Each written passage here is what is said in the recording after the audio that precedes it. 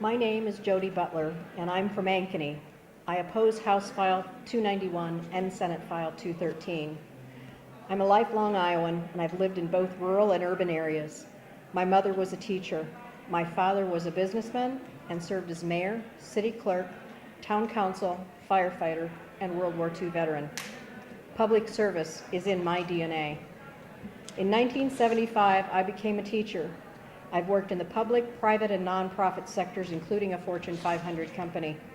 In 1980, Governor Ray appointed me to a property tax study committee, and in the 90s, I served 5 years as Governor Branstad's education policy advisor as well as workforce development.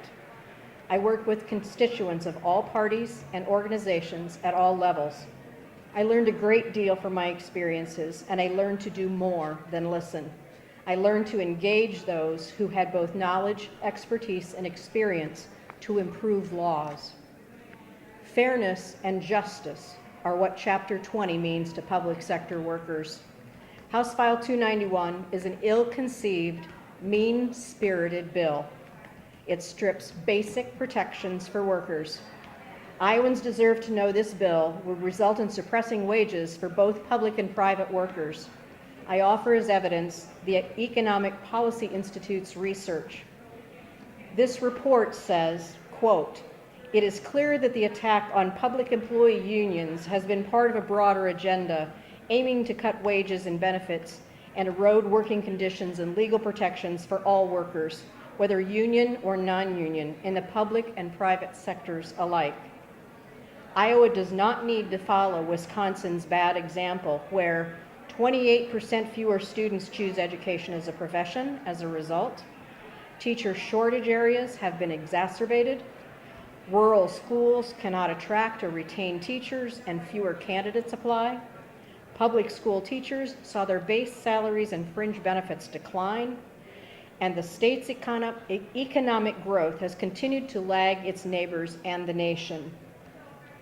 Iowa's Chapter 20 took 2 years of deliberation, not a mere day, week, or month. Public workers and their representatives were consulted and included in its development. Majority Republicans held both houses, and Robert Ray was governor. Iowa was a national leader looked to for its foresight.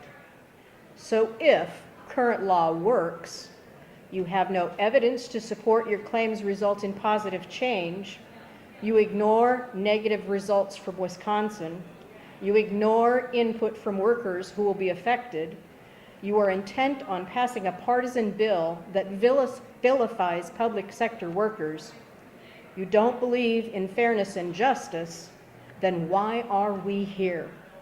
Because you're swift-boating the public with your rhetoric suggesting reform and innovation, but it takes more than that to honor democracy and improve laws that show respect for Iowa's workers.